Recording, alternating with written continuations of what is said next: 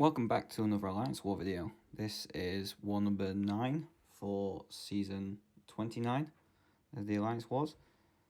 This is basically a fight now between us and Made in Brazil for the bottom few spots left of Masters. Yeah, it's been a pretty rough season. Got Human Torch, Nick Fury and Quake with me in the team today. So it's the first time in a long time I've actually been able to use Nick Fury again on attack because he was normally in defense. As you can see here, there's no attacker tactics that actually affect any of these, so I'll just ignore it. Just check here quickly that I was bringing in the right team, and I was, because it was getting a little bit later at night.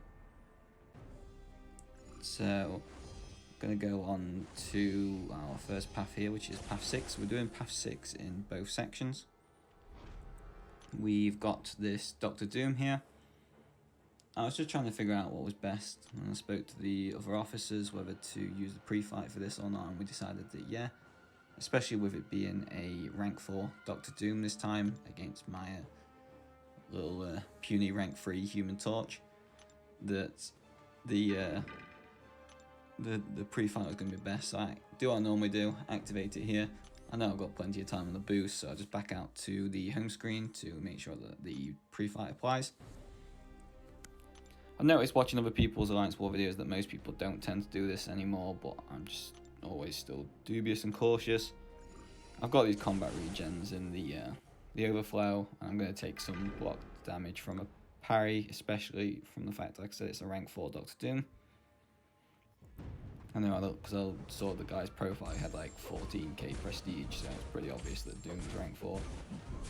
And yeah, so this fight, you obviously just got to try and keep on top of it. The worst thing for me, if I remember rightly, I know this war's pretty much still going on now. I think it's here when he throws a special 1, he gets to like 5 aggression furies. Probably should have retaliated there, but didn't. So yeah, and then here I'm just kind of again letting it all go down. I would have thought that potentially one of the nullifications would have given me a shock, so I was trying to dodge the heavy attack in case a shock stuck, but for whatever reason no shock stuck after I lost my dexterity from the special 1 dodges. We've got a Cosmic Ghost Rider here on the second fight, which is Power Focus 1 and Bubble Shield. Pretty simple with Quake. As you can see, I'm not really boosted up. We're already losing in the war at this point. We had a pretty bad start as an alliance. And yeah, so as you can see here, I'll skip up the fight like I normally do for Quake, but it's pretty simple. The combat regen, I don't think I've taken a hit anyway, but the combat regen's just expired to make sure I was on 100%. And yeah, that last fight there was the only fight with Human Torch. So I don't need to worry about them again for the rest of this war. Yeah, it's weird, especially with this season. We probably should get Masters somehow, maybe, if we can win the last 2 wars, but right now there's a lot of morale and motivational factors that's hurting a lot of people within the Alliance. A lot of people are pretty done with it, especially, I think it's probably because we overachieved last season that people were expecting similar again this season, and we've just not been able to replicate that sort of good form that we had.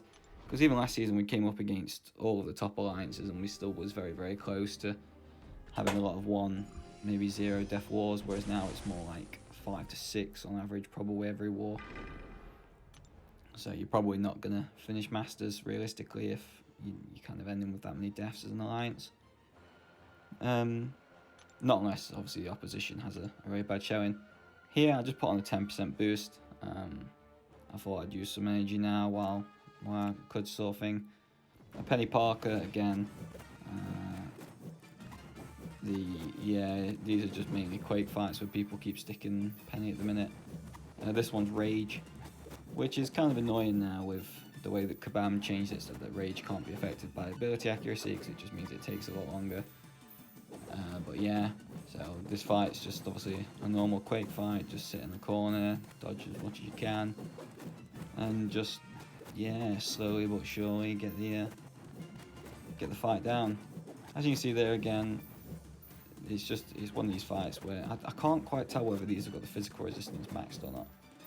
because the aftershocks I think normally do a little bit more, but obviously because of rage, they're all capped anyway. So I don't think they'll be running max physical resistance, but a lot of people placing Penny now are placing with that mastery full, just because she's starting to get quaked a lot, and it obviously makes quake fights a little bit harder and longer. Once you're back in the corner though on the wall, it's a lot easier. You saw from my last war video that sometimes the light attacks from Penny whiff on quake, but it didn't happen because I got back into the wall quick enough and didn't have to worry about spite or anything. Here we can finally use one of my favourite champs in the game, being Nick Fury. I'm not boosting any more than just a normal 10% because it's only a void. Nick's got 2 lives, and yeah, it's not going to be a tough fight.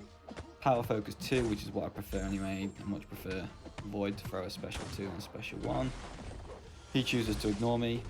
Normally I do the dash in when he's about to throw a special 1, and then dash out just as he's about to throw it. But I just decided I'm not worth taking a risk. By the time we got into section 2, the war had actually got pretty close again. They died a couple of times, so it became very, very close. So I was just like, no risks, and I'm not in any danger of like anything bad happening in this fight. Throw that heavy attack there just to purify the debuff that was on me, just to get rid of it pretty quick. There again, just take that one to the block, so I've lost 17% in health in the time that I've killed that void with only just a 10% champ boost on. Move up here to this Sasquatch. If I had the Human Torch pre-fight, I probably still would have taken this, but I didn't, so I wasn't assigned it. And then we come on to Mini Boss Island. So this is the first time I've done the Overseer on defense for a little while. Fought them a few times in obviously the event quests and stuff like that. Could never remember them being a problem. I remembered after the special 1 and potentially even the special 2, they get some auto block feature, but Nick doesn't really care about auto block. And the special 1, from what I remembered, was pretty easy to dex. So I didn't do any duels or anything, I just came in. Again, by this point we'd gone a few deaths down, or we'd gone a death or 2 down again. So the war wasn't really looking like it was going to come back for us. And yeah, so this fight is mainly just, if he throws a special 1, dodge it, otherwise just throw your combos that end in light attacks with Nick. It's the second hit after the special 1 when they have that auto block feature where they can auto block you. So you just have to be careful of that. This has got power focus 1, so from now on I'm just going to carry on throwing attacks in, just trying to get the fight down as quick as possible. So there, as you can see, he tries to auto block. Nick's immune to it, so it didn't really matter. I wasn't worried for anyway. And yeah, just throw these lightning combos, get them 2.1, 2.4k bleeds all over on the Overseer, and just get this fight down pretty quick. It's going to take about, what, 1 minute 15 maybe, with the lightest boost and that little annoying auto block at the end. It's yeah, it's a pretty easy fight. I'd probably say it's not great placement for the Overseer, if I'm honest. There's probably better nodes for them. And then just a ManThing on the special 2 power gain mini boss, aspect of evolution 2. Don't see this very often anymore, just because people tend to quake it like I'm doing here. And yeah, I think this is probably going to be like a 2-minute fight if I remember rightly. I've only done it about 10 minutes ago, to be fair. So yeah, I drop my inputs, I think it's when I get to like 30%. But just to take the time while everyone's watching this really unentertaining quake fight in the background.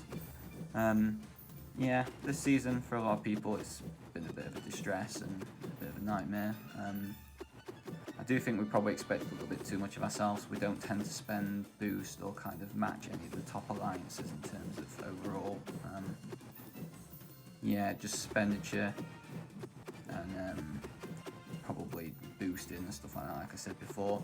So we probably shouldn't compete with them, but we try and make up for it. A lot of people are very skilled in the alliance, and we try and make up for it with good planning and organisation and stuff. So if we were to lose out on every war as a tiebreaker and 0 deaths and just because of the time, then I can understand. But we've just had a lot of moments this season. probably in crucial wars, but just in general, where we've just not had the best time, and then it's ended up costing us a lot in war. So good job to Made in Brazil. I hope they have the rest of a good season. Thank you for watching the video. Like, comment and subscribe.